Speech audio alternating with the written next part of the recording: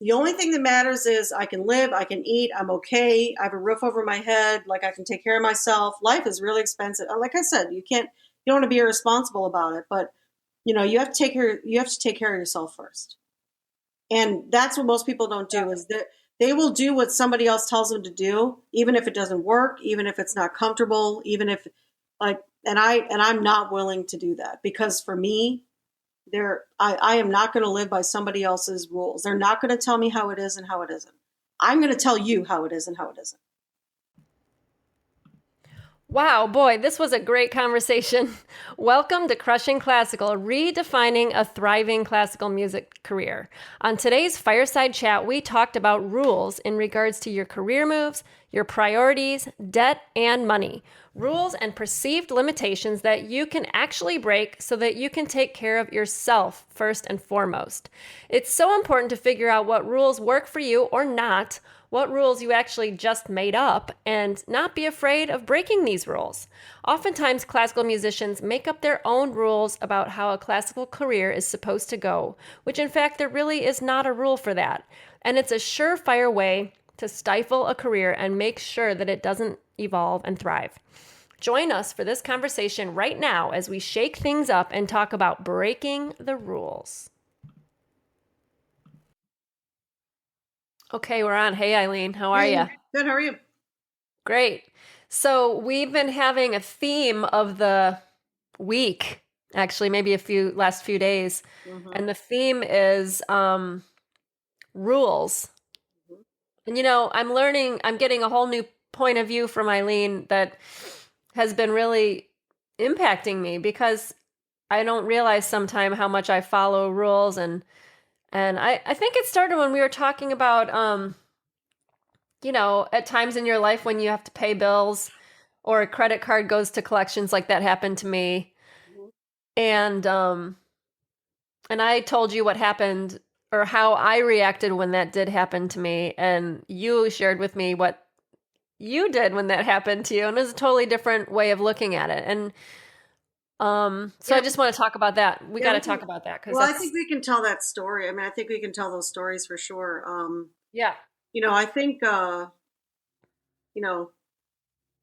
are certain people though, and I think this is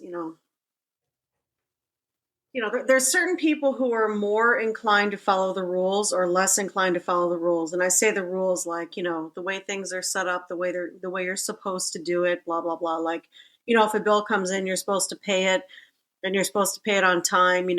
If you make an agreement to meet somebody somewhere, you're supposed to be there. You're supposed to be there on time. Like that's what we're talking about here. Just, those accepted, just rules, like the things that you have to do or that are, sort of set up in life so that life works better.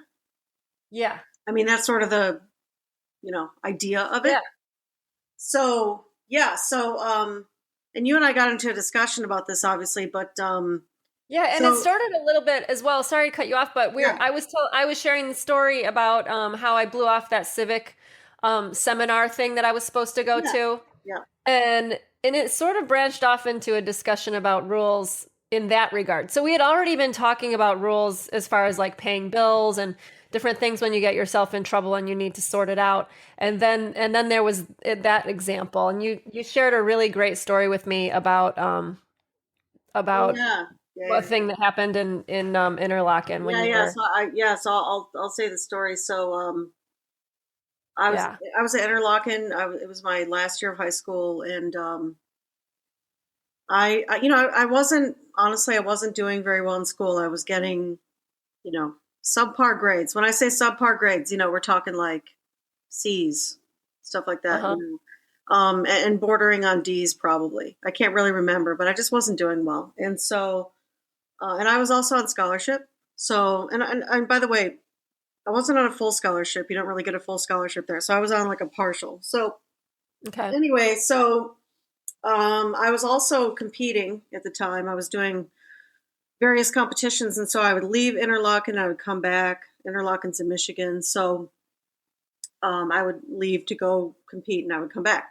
And so anyway, I was in this competition where I made it to the second or the final round. It was the final round of the competition. And I was going to have to go back and do that final round. And so the dean calls me into the office and he says, he's giving me a hard time about my grades, like, and, I, I listened to everything he had to say, but I'll be honest, like it went in one ear and out the other because I really didn't care. And Right. so, and what I said to him was, um, I want you to know something, which is that, I am leaving next week to go and do this final round for this competition, and I'm going to win it. And when I come back, you're never going to talk to me about my grades again because you're not going to care. Because me going and doing that thing next week is going to make this school look better than any grade I could ever get here. So when I come back and I have won, then there will be no more conversations. You're not going to talk to me about this anymore. I guarantee, and I promise you that I will win it. I'm going to win. Okay, so that's really ballsy. First of all, that's freaking awesome. But also, was there ever a moment where you're like, "Oh, gee, I hope I win," or were you just like, "Hell no, I'm winning"? Like you just had I decided you. I really was that I was going to win. Uh-huh. I was positioned well to win. I knew that I was. I did the work. I really, truly, I mean, if there is such a thing as deserving to win, I deserved it. Just hands down. There was nothing missing in my preparation. Not a single thing was missing. And I knew, and I also just had it in my mind that I was going to win. This was the last year I could compete in it. Otherwise, one you can't compete in it past high school, and so this was my last year of high school. So I knew that this was the last year. So for me, it was do or die. Right. Yep. And he was, he sort of laughed at me a little bit. He was like, "Well, you don't know if you're going to win." I'm like, "Well, actually, yeah, I do."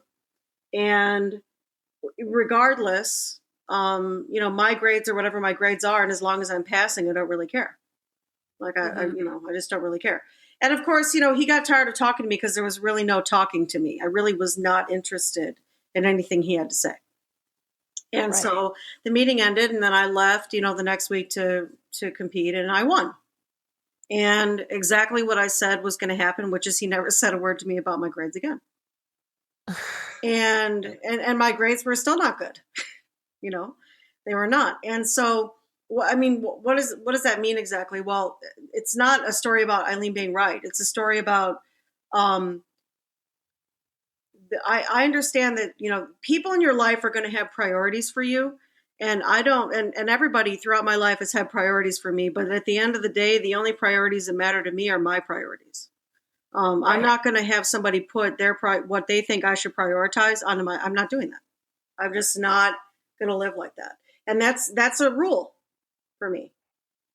That's a rule I live by. Most people live by the rules that are set by society or by their parents or by whatever. I don't live by those rules. I live by my rules. And that's really I the love that. discussion. That's what we've been talking about this week is that. That's right. And so that was that was what fascinated me, and really what we kind of settled on was the subject that or you texted me. I realized in high school that rules could be broken, or you said something like that, Yeah, and I said, I did. The first rule was the first time I realized that rules could be broken was we were in Chicago Youth Symphony together, and one of the quote unquote rules was you had to be in your high school music program in order to participate in Chicago Youth Symphony. Well, right. our high school music program was annoying. There was march right. There was marching band. I mean, I just didn't really want to be in it, and so Yeah. I got my parents on board, and they said, "Okay, well, you can quit." And so my brother and I quit. And of course, that caused a really big uproar, and there were some consequences to that. It caused problems. But the point is that we still stayed in Chicago Youth Symphony. Like, we weren't kicked out because we quit the music program at school. I think, I quit it for like 1 or 2 years or something. And then I'm not sure what my brother did. But anyway, because I left, of course. I went to Interlochen after that. But but my point is, though, that was the first time I was like, oh, so there's a rule, but the rule didn't apply to it. Like, we went against Yeah. the rule and it was fine. And that was the first time I saw that, okay, so there's rules, but those rules actually don't apply to me. They only apply if I follow them. Otherwise, they don't. That's really what the first time I saw that. Yeah, when you said that to me, I was like, that is very, very interesting. And I actually remember when you quit because I remember going, wait a second, that's a rule. I want to quit too. I really hate Yeah, my band. Like, I hated doing marching band. Our band program was I terrible. know. Yeah, I did too. I hated it. You know. So you remember when we quit then? I do because, then I wanted to. And It they were was a really big worried deal. that everyone was going to I know it from was a you. very, very big deal. We caused a big mess. We caused a Yeah, very I big think mess. I think some other people quit after that They too. did. They did. A bunch of people quit. Yeah, it caused a huge problem. Like there were high school band directors calling Chicago Youth Symphony saying, "What the hell's going on here?" Like there was a mass exodus from high school programs. And seriously, like all of a sudden, we quit, and then a whole bunch of other people quit. That's what happened. And Mhm. my parents, of course, were completely defending us, and they got involved, and they had to have conversations with the board and with the president of CYSO, blah blah blah. All that all happened, and it was great because Ken and I weren't involved. We just did our thing, and our parents fought the fight for us. We didn't have to get involved, Right. and which is really nice. I mean, it's really nice to have an advocate like that. To be advocated, to have an Yeah. advocate. And I don't know. What do you think your parents would have said if you would have quit? Obviously, you did not quit, but what would they have said? They probably would have told you not to. Probably. Yeah. I don't know. It's hard to say. I think I brought it up to my parents. I think they said something like, that's the rule or something, you know. Which tells you just the kind of household that you grew up in, right there. Oh, yeah. Oh, They there were taught very strict you, rules. yeah, they taught you that there was a right way and a wrong way, and that you need to follow rules. And I'm not going to say that I wasn't raised in a household that had rules. I mean, they really didn't need to have strict rules for me or for Ken. Well, maybe they had to have more strict rules for Ken, but I was completely like I was a really good kid. I didn't get involved in anything, no drugs, no alcohol, no anything, no dating. I didn't do any of that. I wasn't interested, and so they really didn't have to put too many boundaries around me. I put them around myself. Hmm. You know, I didn't need to be managed. I was self-managing from a young age. Um, so I suppose I grew up without rules, and I didn't grow up in religion either. So and I know you did. So that's another thing is like, that whole right wrong thing from religion. I didn't have that because we didn't grow up with that. And so I just kind of went by my own compass. Yeah. And it just does, growing up in a household like that, it impacts, that right wrong for every single thing, not just, Yeah. moral things, but like, what am I going to do when my credit card goes to collections? So that happened to me. Mm-hmm. Uh, Yep. you know, we're talking later after high school and college and master's degree. By then, I'd gotten into some credit card debt living in the city, and Sure. I was just being Pretty common. stupid. I didn't understand how it I did worked. too. I got into credit card debt too.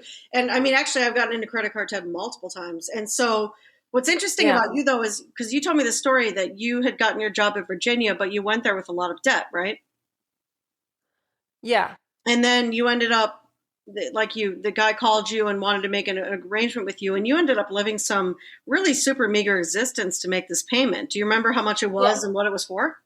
Well, I remember that right before I moved to Virginia, this was when I was getting hounded by this collections company for one specific credit card. And okay, so I'm talking like this is, geez, like, 16, 17, 18 years ago. So I'm not exactly sure about the numbers, but what I remember, Eileen, you're going to laugh though. I don't think the credit card was, the balance was, it wasn't like 20,000.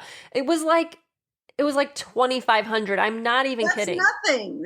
Are you serious? That's nothing. Yeah, it wasn't a lot. At the time that seemed like, or maybe it was 3,000. It was, to me, at that time, that amount of money was a lot. Right, right. But now looking back, I'm going, really? That's what I was freaking out over, No, 3 grand. Who cares? So what? Yeah, exactly. But my perspective at the time was, I get paid from Civic $625 a month, and my rent was $675. So, the Civic monthly check didn't cover my entire rent. And then I was working, waiting some tables, and I had to cover the rest of my bills. And at that time, my student loan was in deferment, and everything. So that was put off. But this credit card went into collections because, I couldn't keep up or whatever. Right. Um, and so, yeah, I don't even remember it being that long that I didn't pay it. Just a few months went by. Yeah, I mean, And but once you get to about 90 days, they throw it into collections. I mean, right. just today, just so you know, once you get to about 90 days where you can't make a payment for some reason, or if you fall far enough behind at 90 days to 120 days, they're going to throw it to collections. That's pretty normal. Right. Hmm. So I remember just being hounded by this person, hounded and hounded. Like my phone always was ringing and I wouldn't answer it and go to the answering machine. And eventually I knew I had to face the music. So I answered the phone and talked to this person. And I was like, and he was being hard. Like he was like, look, you have to pay $3,000 today. And I'm like, I can't do that. I mean, why do you think I haven't paid the bill, dude? Right. Like I don't have, you know? And I ended up like, they were threatening me with a lawsuit and things that And scared the actually, crap out of they me. actually can't do that anymore. Just so you know, I know they were doing it back then, but they can't do that anymore. Yeah, and I even read an article It's against that the law. like if you can get them recorded like Mhm. saying some stuff they're not supposed to say, you can get the debt completely forgiven. You can get the debt forgiven, and they'll get a $50,000 fine at a minimum. Wow. Hmm. Yeah, it's a law. True Right. story. Hmm. Yeah. So anyway, yeah. So he was using illegal tactics to get you to pay, and you know, Yep. he was, So I eventually I made an agreement with them that I would do a down payment of like 900, 700, what? 800, something like No, that. Uh-huh. And I borrowed the money from a friend. no Borrowed way. it. Yeah. And then I agreed to pay $350 a month until it was paid off. And, you know, and it took a long time. Oh, Yeah. And okay, so like when I moved to Virginia, then every 2 weeks, I remember these numbers because I remember how hard it was to make ends meet. Every 2 weeks after taxes, my paycheck was 850. And so, wow. three, yeah. So like You one take of the months, 50 off that, that leaves $500. It's nothing.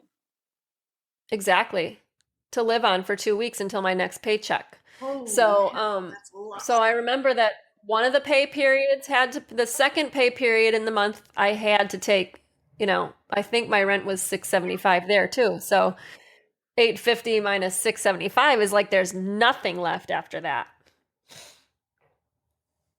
So Holy that cow. was one paycheck. I was paying rent. I was stupid to pay rent. I was stupid not to have a roommate, Oh really. yeah, for sure. But Yeah, you needed a roommate, no question. yeah, I needed a roommate. I needed I needed to live in someone's house and pay them rent for living in a room. That's what I should have done, but I didn't do that. That was stupid. And and then I had to pay that big credit card payment. So I was really struggling at that time. Yeah. Yeah, I was paying for um being stupid, and not managing my money properly. And then, you know, And uh here's the thing, though. It's even more than that. The thing that you have to remember is that, and I tell people this all the time. It's not that I advocate not paying your bills. It's that if you have a choice between making sure that you're able to keep up with your hygiene, making sure that you're able to pay your rent, pay your electricity, all the necessities of life, food, fuel. And I'm not talking about, boozing every Saturday night. I'm not talking about going out to eat, 20 meals a week. I'm not talking about that. I'm talking about being responsible about how much money you spend because people spend way too much money eating out, way too much. Um, mhm. you know, Chipotle is great, but that's an $8 meal. And the truth is, if you took $8 to the grocery store, you'd be able to get a lot for that $8. It's true. It's true, and I don't care what anybody says about it. So I'm not talking about being irresponsible. I'm not talking about never eating out at Chipotle or whatever, but I'm talking about like eating out at Chipotle once a week. Um, but being responsible with your money. But so all those expenses are way more important than paying off your credit card. People think things like, we were talking about this, you and I. People think things like, well, if I don't pay my credit card debt, I can go to jail. That's nonsense. That is nonsense. I don't know. And people think this. Like people actually think if I don't pay my bills, I'm going to go to jail. That is not true. I don't know where so many people, you are not the only person, by the way, who thinks that or thought that. I've talked to a lot of people who think that for some reason, if they don't pay their bill, do you understand how people get into jail? Like, do you understand? You don't have any idea how people get in jail. They get in trouble for drinking and driving. They get in trouble for drugs, buying, selling, or using and getting caught. They get in trouble for traffic accidents that harm people. That's what people go to jail for. Yeah. They don't go to jail for not paying their bills. Right. And so, but also the lawsuit thing, that seems scary. Like, oh, do I have to hire a lawyer? What happens See, and in that's nonsense too. So what happens is, I'll tell you how that goes. I mean, I've not been taken to court yet. I've been in debt many times, but I've not been taken to court. So, but here's what can happen is, a credit card company, if you refuse to pay, and it takes a long time. I'm talking years here. It takes years to get to that point. Years, not months, years. Like we're talking 2 or 3 years or more. A credit card company will, if you're completely refused to pay, if the collection company calls you and you're refusing to pay, and that goes on and on and on for a lengthy amount of time, eventually, they will sue you. So they will take you to court, and all they're going to do, I'll tell you all that happens. You go in the courtroom, and it's a judgment.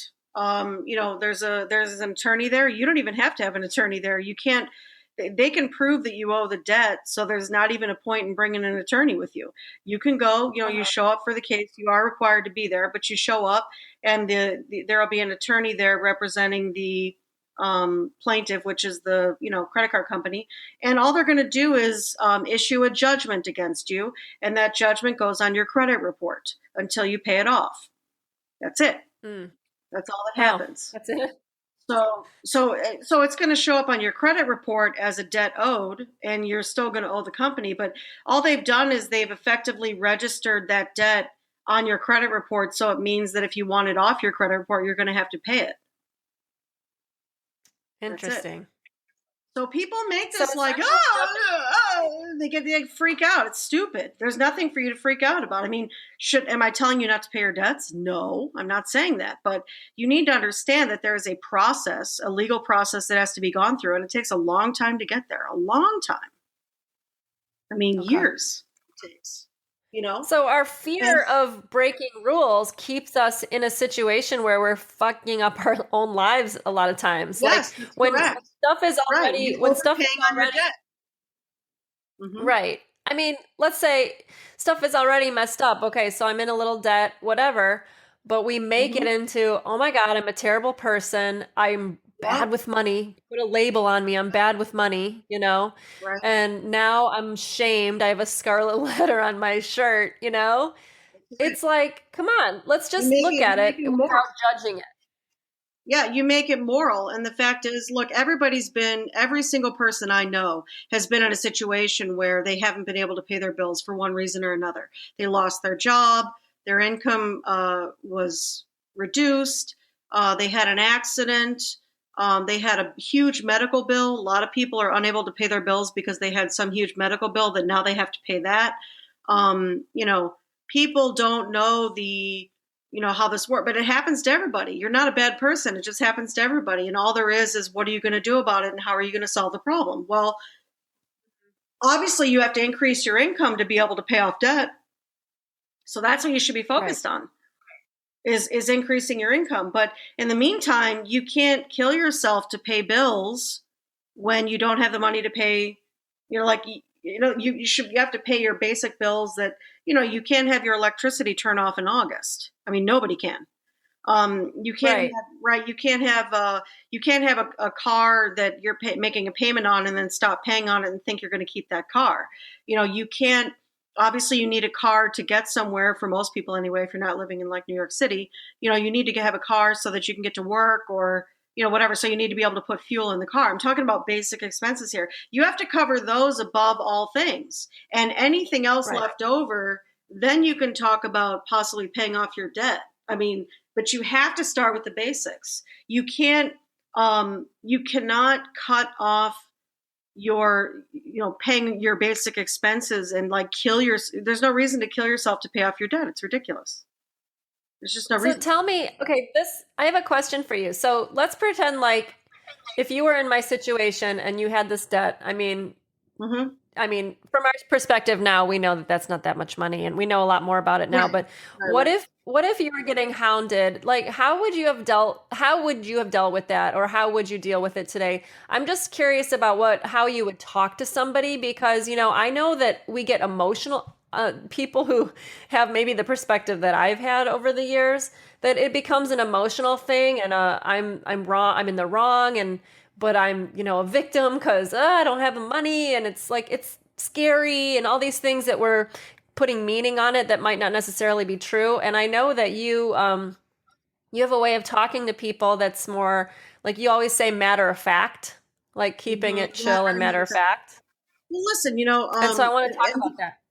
yeah. So these days, debt collectors they're a lot nicer people now. So when they call you, they're typically decent. Every once in a while, you'll get a bad apple. You get somebody who's either in a bad mood or they're just very rigid or strict in their way of being on the phone.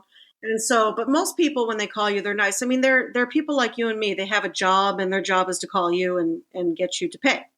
Um, Right. but they're just like you and me. I mean, seriously, you would see them out at a sports bar if you went out for dinner one night. They're just like you and I. They're not, they're no different from you and I. And so, Uh-huh. and I mean, this has happened recently actually. So you get on the phone with somebody, and and I know that they're calling about a debt, let's say, and maybe I don't have it. Let's say I don't have a payment arrangement with them. They're calling me about the debt for the first time. And actually, this happened recently. So it was actually a debt from a few years ago that I completely forgot about. It's um, for an old cell phone bill is what it was for. And so, they call me and I don't recognize the number. And of course, they left me a voicemail. So I call them back and I say, hey, this is Eileen. And so I'm waiting for them to tell me what it's about. And, they're super matter of fact about it themselves. I mean, the whole thing is, okay, so what's the debt? What's it for? I'm trying to remember what it is. Oh, okay. Okay, yeah, I remember that debt. And they're like, okay, well, so you're acknowledging that you owe that debt. And I said, yeah, definitely. I'm acknowledging that I owe that debt. And this is what matter of fact sounds like. Yeah, I am. I am. I'm acknowledging that I owe that debt. So there's no emotion. I'm not getting upset. I'm just staying completely even keel. This is very important. And they're like, okay, so, you can settle, so, we need let's say, I can't remember how much the debt was, but let's say it's, they're going to send me a letter. Actually, I asked them to send me a letter with the, amount, but let's say it's $1,200. They're like, so we can take care of that today with a check or check over the phone or, a debit card, whatever. That's the first thing a debt collector is going to say is we can take care of that balance today with a check or a debit card over the phone. Mm-hmm. And so, and I said, yeah, no, I'm not going to do that. So, and what I said was, I'm not able to pay that amount, whatever the amount was. And so, obviously I have to make an arrangement. So what they're going to try and do is make an arrangement with you, and you have to figure out whether or not you can do it. The thing is, there's going to be times that debt collectors call you and you actually cannot make a payment at that time. Like your bank account may be so low that you cannot make a payment. My whole thing is, if you can't make a payment, then don't. That's my whole thing. See, you guys get on the phone. I say you guys because you were among this camp. You all get on the phone and think you have to say yes. That is nonsense. Nobody can make you do anything in this lifetime. All they can do is give you a consequence for not doing it. So you know what the consequence is if you can't make a payment when they call you? The consequence is, okay, well, we're going to keep calling you. That's the consequence. I'm like, okay, you're welcome to leave a message. I'm serious, because why does that bother me? Why is them calling me a problem? It's not. That's why God invented voicemail. Right. You see what I'm saying? Like, I don't care. And what I'm going to do is whenever they call, right, I'm just telling you how especially in the past when my bills were when I was super behind on payments, what I would do is, and I still do it to this day, for like the debt that I just got, I will add them into my phone. Like I'll add them so that I know every time they call, I know it's them. So then if I want to answer the phone and talk to them, I can. But the point is that there are times, seriously, this is going to happen. There are times when you cannot make a payment. Like you just can't. They're trying to set up a payment plan with you and you're not able to do it. Like maybe they want you to pay $150 a month and you can't really do that. And you can't afford to make a payment right now because you're waiting for things to come out of your account that you've already accounted for and your account's really low and you can't make that. Then don't. That's the whole thing. Then don't make the payment. And, you can make an agreement. You can say, okay, so let's talk in 2 weeks and see where I am and see if I can make a payment at that time and maybe set up a plan. My whole thing is it's at your discretion what you set up. It is not at their discretion what you set up. It is at your discretion what you set up. But if you decide that they're in charge, you're going to do whatever they tell you to do, and you're going to put yourself in a bad position. Yes. And I refuse to put myself in a bad position. I will not. Nobody tells me what's happening to my money or what I'm doing with it or what my priorities. Nobody's telling me that. Yeah. So this speaks to nobody tells me what my priorities are. And that's a great rule to make for yourself in general. Yep. No one's going to tell me what I'm going to pay, when I'm going to pay. No one's going to make an agreement that I can't, like, I'm never going to say yes to an agreement I can't keep. So if they ask me for a monthly agreement, just as an example, if they ask me for a monthly agreement, and this has happened, like a credit card, let's say a credit card debt, they're asking me to pay 175 or 200 a month. If I know that I can't meet that obligation, I'm going to say no. Mm-hmm. And what people do, Tracy, is they say yes when they can't do it. Like when they can't afford it, but they say yes anyway. Why? Because they think they have no choice. Says who? That's what I did. Says that's who? what I did. Who? That's the whole thing for me. Who says you don't have a choice? Nobody can make because you do anything in this lifetime. Nobody. Yeah, and I agreed to paying an amount that was only second to the amount that I had to pay for the place I lived. Like, it was the second most important thing, or not second most expensive thing I was paying for, which is crazy on the salary that I had. It's dumb. And listen, people say things like, well, if I don't pay this credit card debt off, it's going to ruin my credit score. And my response is, so what? You can rebuild your credit score within a year if you take the right actions. You can rebuild it within 2 years. I mean, sometimes you need longer. You can take it rebuild your credit score within 1 to 2 years. So what? Mm-hmm. I don't care. I mean, if you want to live your life by a FICO score, then you have bigger problems than what I'm talking about here. Like your priorities are that jacked up that you want to live your life by what your credit score is. You've been listening to your parents for too long. Right. I'm not kidding. Like FICO score is big with the parents. They're, you got to make sure your credit score is, shut up. You know what? The only thing that matters is I can live, I can eat, I'm okay. I have a roof over my head. Like I can take care of myself. Life is really expensive. Like I said, you don't want to be irresponsible about it, but you have to take care of yourself first. And that's what most people don't do is that they will do what somebody else tells them to do, even if it doesn't work, even if it's not comfortable, even if I'm not willing to do that because for me, I am not going to live by somebody else's rules. They're not going to tell me how it is and how it isn't. I'm going to tell you how it is and how it isn't. I love that. Yeah. That's a totally different way of looking at life. Yeah. And it's the only way that I know. And so like listening to your stories has been really interesting because I'm thinking to myself, are you going to be kidding me? Like, really? People live like this? And then I realized, yeah, probably a lot of people live like that.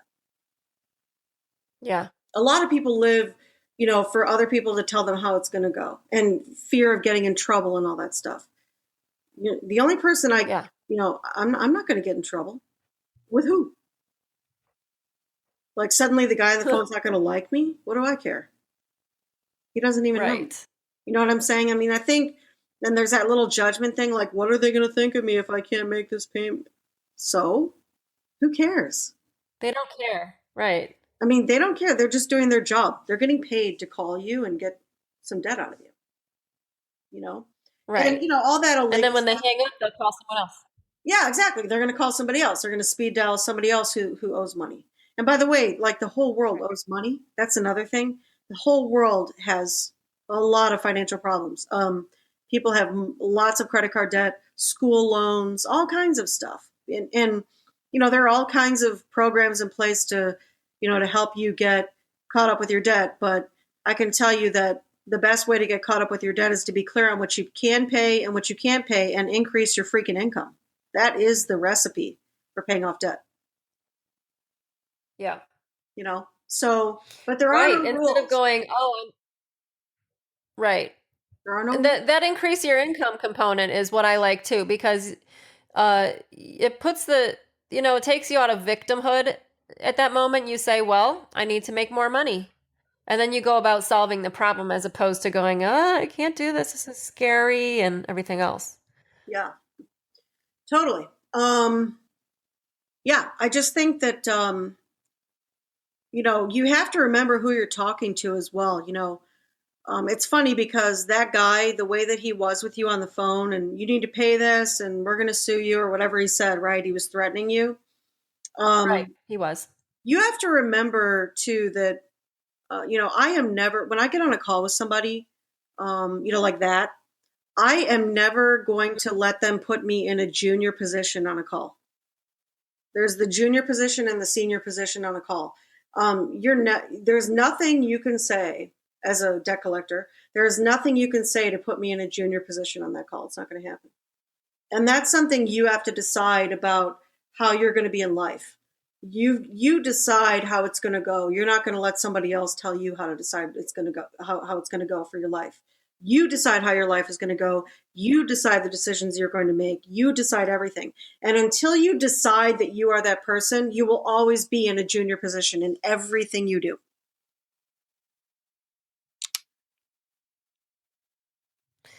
That's something right there. Mm-hmm. Junior Yep. position. I am Yeah, because not I going to think be about not going to be in a junior position ever. That's always the case. Whenever you're talking to somebody, whenever you're dealing with a problem, you're either in a junior or senior position in that conversation. Right. And you better figure out which one it is. Because if you're in a junior position, you will do whatever somebody tells you to do. And you will have no power. Mm-hmm. I'm not saying it's easy. I'm just saying it's necessary. Right. I know. And I'm thinking back. Sorry. Go ahead. I don't know if we're, sorry, I keep cutting you off. I'm thinking also about some situations that this also applies to because, outside of like a financial situation, but just a situation where someone's trying to put you in a junior position or that's how it's coming across, Like I'll tell you example. I started a thread in the Facebook group yesterday about some of the things that I've looking back where I could have had conversations with people because the topic was from the last Fireside chat where we were talking about conversations and how you could solve actually a problem as opposed to just ignoring it and not solving it, which is what I did in so many of these instances. And one of the instances that I didn't share on the group yet was I rented an apartment, my first apartment in Chicago. I was a sublet from a guy who was going to play a 1-year position in another orchestra somewhere in a different city. Okay. And so I subletted the apartment with him or from him with my sister and another girl. And all three of us were on the lease. But about 3 months into it, the third person, not my sister, but the friend, decided she couldn't afford to pay rent anymore. And she moved out just with no notice, and there was apparently nothing you can do about that. Like the lease has the 3 names that means whoever's left is legally responsible to pay the portion of rent that's left if the person doesn't pay. She was just gone. So then, we finished out the year. My sister and I split the rent. It was pretty cheap, so it was affordable. But when we moved out, he came back to the apartment. We had cleaned it up. We moved out. Although he left his own furniture. I was so young and stupid. Like the agreement that I agreed to is so stupid. Like he left everything in his apartment and we moved in and we dealt with the fact that all of his crap was still there and everything. And stuff I would never agree to nowadays. But Yeah. anyway, I was like 22. So we cleaned as best we could. We left the place exactly how it was when we moved in. And he came back and decided that it wasn't clean and proclaimed that he was keeping our security deposit. Mhm. And so, yeah, I was in a situation that I felt like I was in a junior position there because I didn't know what to do. Right. So what I ended up doing, and I don't know what I would do today in the same situation, but I was working at a restaurant downtown in Old Town where there were a lot of regulars, and there was a regular there who was a lawyer downtown somewhere in a big firm. And I told him about the situation, and he said, "Oh, let me take care of it. I'll send a letter to him and tell him he's got to, give you the money back." And so that's what happened, and it got worked out, and we got our money back. So Yeah. I went over his head. I didn't argue with him anymore. I tried to work it out with him. I tried to say, like, "Look, what do you think isn't clean? I'll come back and clean it." He was saying that there was still ashes in the fireplace or something. I'm like, "I'll Well, take him out." I mean, you and I both know that the reason he was doing that is just because he wanted to keep the money, right? exactly. Yeah. Yeah, and so you probably what happened was, what you probably do today is what you did then, which is consult with someone who's an attorney and have them write a letter for you because you learn from that experience. Consult with someone Yeah. who's an attorney and have them write a letter because the really cool thing is that everybody's afraid of lawyers, so you can use them to your advantage. I've done it. I've done it several times, Uh-huh. and actually, I've had it done to me. I've had people, send me cease and desists and things like that for using a business name or something. It's happened. But the funny Oh, part, people are afraid of attorneys. And so that's a really good thing to use when you need it. right. It's really, and what it is really is, this is sort of another topic, but it definitely speaks to rules. You have to think of things strategically. This guy has my money. I want to get it back. He's not giving it back. I've tried to have this conversation and he's not doing it. So what's another way I can get it back? Instead of getting emotional about it, instead of worrying about it, instead of doing all that nonsense that people do, you just want him to get him to take an action. So what's the thing that I can do? That's what you got to you have to take the emotion out of it. What is the action I can take or a series of actions I can take to get this result?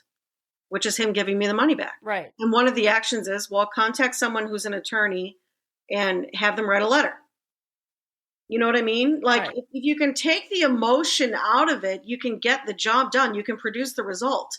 The more emotional you are, the worse it's going to be for you. Right. Instead of being emotional about it, be strategic about it. And that's where I think it is really missing for people is, and a really good example was you just shared with me about the gutters. Yeah. So tell that story because honestly, that was very strategic. You could have gotten super emotional about it. Instead, you got smart about it, and then you got strategic about it.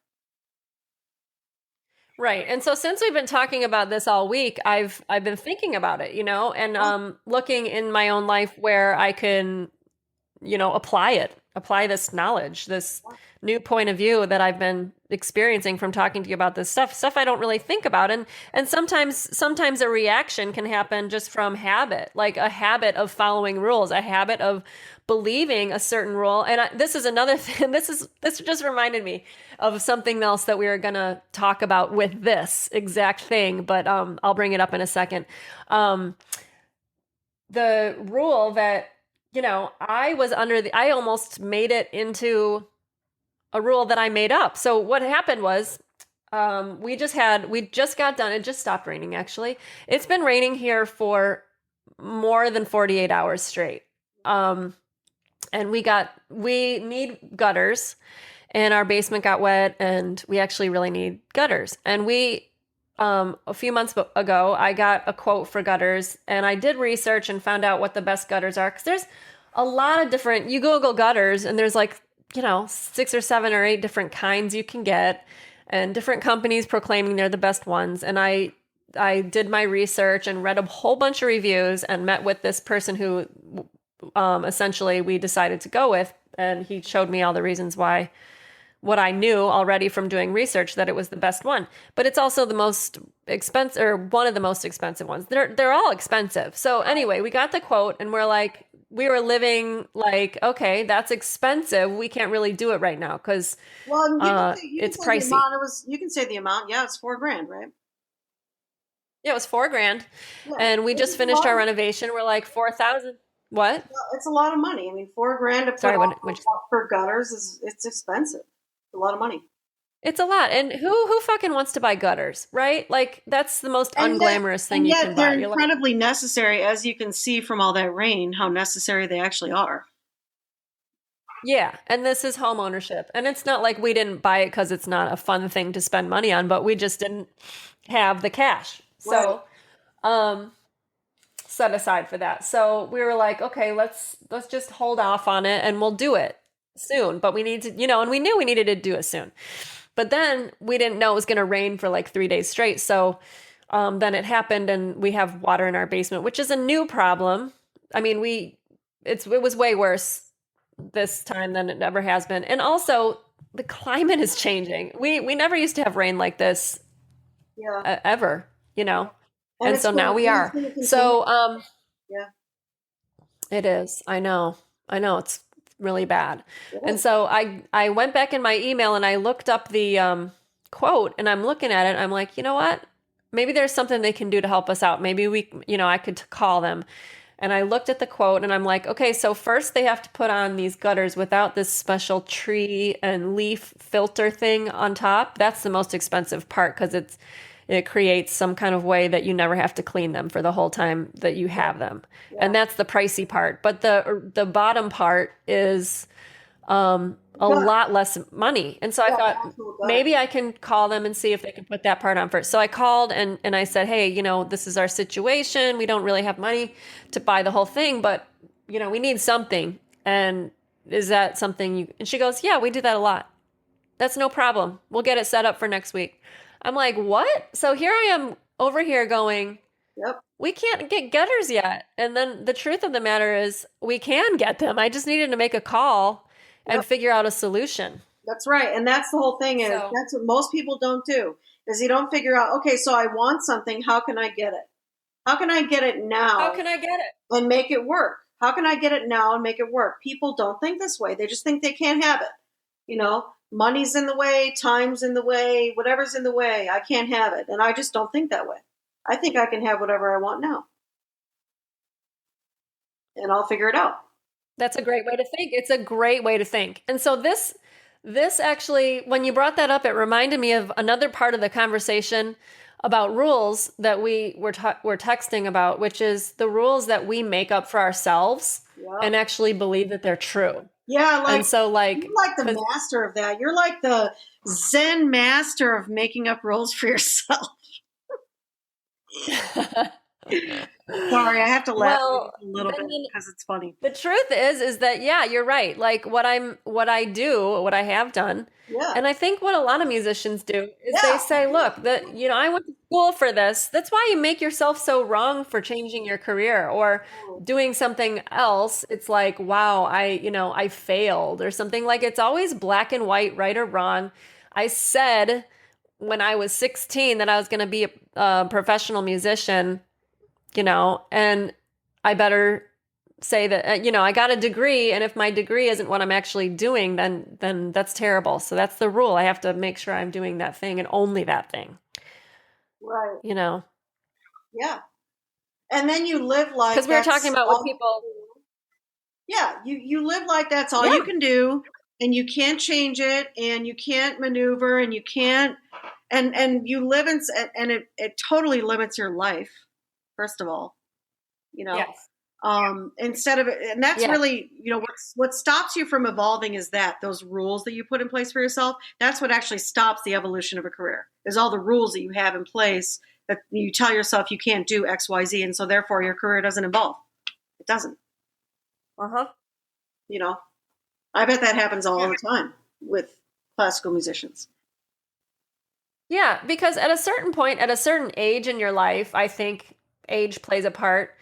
You have to decide whether or not, if you know, you want to keep trying out for auditions. If you're an orchestral musician, you have to decide, do I want to keep thinking I'm going to relocate or potentially, you know, change jobs? If that's what you're doing, if you're working in a job, or if you're a freelancer and you Right. have been on the traditional job path, looking for an audition or, you know, taking auditions, um, at a certain point, and it maybe sometimes it has to do with your age, and sometimes it just has to do with, no, I just want to decide that I'm happy with the life I've created, and am I going to go off the audition path? And that's a really big decision for so many musicians. Um, I actually just read a blog post when, because Jason Heath was on my podcast way back when I first started, and he wrote a blog post about it, and it's just so interesting how musicians. And I spoke with another friend recently who said he's decided to stay where he is and not audition anymore, and it's like it's a big decision, and people Hmm. don't really want to talk about it a lot of times. Yeah. Well, and It's not a probably, failure. It's not a failure. well, actually, probably you didn't want to talk about it either when, and by the way, I'm projecting here, but I would assume that you probably didn't want to talk about it either when you finally settled on either moving to North Carolina or staying in North Carolina. True or false? Oh, both things separately, you mean? Well, Like moving when I decided to move, or when I decided that I well, didn't really want to audition I'm anymore? likening it to what you just said about that guy, that he finally decided that he was going to stop auditioning and stay where he is. Yes? Yeah, Okay. right. I'm comparing that. I'm bridging that over to you now in North Carolina. Um, Either your decision to move, leave Chicago and move to North Carolina, even though you didn't have a quote unquote official position, or you deciding to stay in North Carolina and not audition anymore. Yeah, both. Like when I first moved, I didn't really broadcast it. I didn't say, "Hey, I'm giving up on the freelance scene in Chicago. I'm moving," you know? Yeah, So, I get that. Okay. Yeah, I mean, I'm just saying, like, it's probably, my point is, it's probably not something you advertised to people. right. Am I right or no? No, you are right. And yesterday you mentioned classical musicians how, in general, keep their cards close to their chest. Like Yeah, you know, and that's, yeah, I think, really true. You really don't know what people are doing or thinking no, or they don't about to tell you. do until you find out, you know. Yeah, well, which of course explains why everybody's so quiet in this little crushing classical audience that you have. That's why everybody's so quiet, because they don't. They're holding their cards close to their chest. Um, they're not talking about their next move. They're not talking about what they're thinking, because it's wrong. Quote unquote, it's wrong to quit the audition path if you're on it and you haven't gotten a job yet. It's wrong for you to be in a paid orchestral position and then decide that you don't want to be there anymore. That's wrong. You should not leave a paid position. Like, you had that experience, right? That's what people said to you. There's all this, like, this is wrong. You shouldn't feel this way or think this, or you shouldn't, you see what I'm saying? There's these unspoken rules, Definitely. you know? Absolutely. Yeah. It exists, Yep. and so that's why nobody talks. Nobody talks about, Uh-huh. you know what I mean? And I get it. I mean, I get it. And I can tell you from personal experience that you're probably not going to figure it out on your own. And you will do better if you get in conversation about it. And even beyond Yeah. that, it would be great if you would engage with people like me and Tracy, for example, who will help you think beyond the boundaries you see for yourself. Yes, totally. You know? Totally. Because a lot of times they're boundaries or rules that we've made up and we believe are Yeah. true and actually aren't. There's like a third way of seeing it, you know, Yeah. not the way that you see it or the way your mom and dad or your musicians in your immediate Yeah. circle see it, but outside of that, you know, it's like I was thinking about another thing we were texting about, which was looking into other, to solve problems, looking into other business models or other, entirely different fields in order to solve a problem. And this is a little bit like that, Yeah, it is. like when you're trying to figure out something, you know, a problem that you're trying to fix, look into another field, look into the business world, look into, in some kind of other industry besides where you're at to get different ideas from a different place. Like that's how you that's the definition of thinking outside of the box, I'd say. Yeah, absolutely. I agree. And I'm not saying it's easy either. I really don't. I'm not saying it's easy, but I'm saying it's necessary. There's a lot of things that are Right. not easy, but yet they're necessary, and that's what we're really talking about. And the reason why we got into the rules discussion in the first place is because it seemed like every conversation I was having with Tracy, how so much of what limited your career, Tracy, is all of the rules that you thought you had to play by, that you were playing by, that you created for yourself, that were put upon you because you were in a junior position instead of a senior position, blah, blah, blah. Like you were like the ultimate Totally. rule follower, I think. 100%. Yes.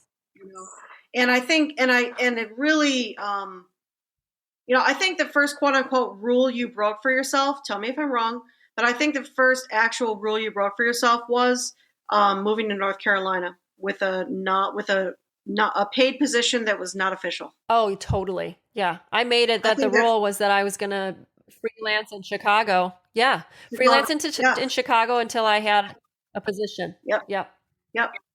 And so the first rule you broke, that's what I think. The first rule you broke was packing your crap and moving to a state with a job that wasn't official. Uh-huh. Yes. And at the time, I bet you grappled with that a lot, and I bet you were, I bet there was a lot of, I'm not sure if this is right, that was there for you at that time. That'd be my guess. Yeah. Oh, 100% it was the way that I was very unsure if that was the right thing for me to do. Very unsure. But one thing that I knew for sure was that coming here, I was going to know, they were saying, they gave me their word that I was the first call for the fifth horn spot. And they stuck by that word for as long as I took the work. So, but the main thing was that I could say, at least now I know, like they're saying, this is the entire season and this is all the work we need you for from September to May. And I never had that experience outside of playing with the Virginia Symphony that I had a contract with. When I was a freelancer in Chicago, I only knew what I was doing like the next month or something. They never went further ahead than that. So at least for me. So part of the draw for you was probably, holy crap, I'm going to get paid for longer than a month, and I know I will. Like, I know I'm going to get paid for longer than a month. Yeah. That was exactly the draw. So that's why I did it. Well, there comes a point where being broke just doesn't work for you anymore. That's true. Exactly. Well, I'm just saying. There comes a point where not having steady income is just it's not going to work for you anymore. Really, everybody gets to that point. Uh-huh. It's rare for some. And I really think in this day and age, there's so many more things people can do besides moving to another state, that I did. Well, and at the same time, I think that's true, but I also think that moving to another state is actually a really good thing. That I move like every, 5 years or so, 5 to 7 years I move. And actually lately it's been 4 to 5. So every 5 years I move and I move states, and I don't just move to another, house or whatever. I move states. And, most recently I moved to Phoenix. And so, and I think it's necessary. There's like the turning over of the apple cart that really works for me. It rustles me up. It gets me to do, ballsier things, if you will. I like that. Right. That I love disruption because it disrupts so many things. I think disruption is important. And so you say, it's not necessary for you to move to another state. And I'm over here going, move to another state. The best thing you can do is disrupt your life. I'm serious. The best thing you can do is disrupt your life. That is my opinion. The best thing you can do is disrupt your life. Sometimes a disruption is what you need. In fact, mostly it's what you need. When life isn't working, That's true. Disrupt the whole thing. Mess it up. There's something about the word disrupt that I like. Yep. I'm a big fan of disruption. And that's why I move. Like, people ask me all the time, why do you move so often? That's why, disruption. Because I want to disrupt. And also, I love the experience of moving to a new place and meeting new people and living in a different climate or a different, topography. I just love it. I love everything about it. And I realize not everybody can do that because, and I don't have, kids that are in school or anything like that I have to worry about. But the truth is you can take your kids with you and they can go into another school, but I just think it's important. So I get what you're saying about you don't have to move states, but the truth is maybe you do. That's true. Maybe I'm not saying the rule is that you don't have to. The rule is there's no rule. Yeah. But I'm just saying, I think people avoid making big changes like that. And I think that's a mistake. I think avoiding big change is a mistake. Oh, I agree. Because you get too comfortable. And I never would have known how much I liked living in a different place had I not moved. Yeah. I really like it here. Yeah. Well, I'm sure you like it, especially because, you have to deal with the weather issues that Chicago has. Oh, yeah. Besides having 3 days of rain, the weather has been great. Now the sky is blue, actually. So I was going to say, I think you guys are done with your rain for a while. At least it's not snow. If it was, 4 inches of snow, that would suck. Yeah. Well, I mean, you had enough years of that living in Chicago. So yeah. So, so that's that. I mean, that's rules. And remember, there's always a way to solve a problem. You got to remember there's no rules and that you can be strategic about it. If you can take the emotion out of it and if you can be strategic about it, you can solve any problem. That's the key right there, the emotion and being strategic. And that's what I love. So we covered rules and disruption. And those two go hand in hand, I really think. I think so too. I agree. So, yeah. Awesome. Well, this was a great chat, Eileen. Thank you so much. And I am going to start a thread after this comes out on Sunday. I'll start a thread in the Facebook group, Classical Cats, and we'll start a discussion in there. So please come and join us. If you haven't joined the group Classical Cats, just go and request a membership or whatever. It's you'll just get accepted as soon as I see that it's there. And I think other people also can accept you. So when they see you, they'll let you in. And it's just a closed Facebook group, and we'll talk in there. It's a little less public than the public Facebook page.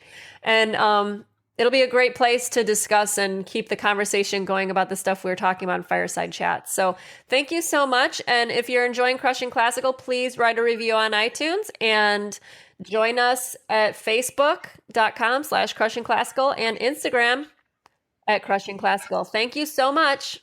Have a good one. See you next time. Bye. Bye.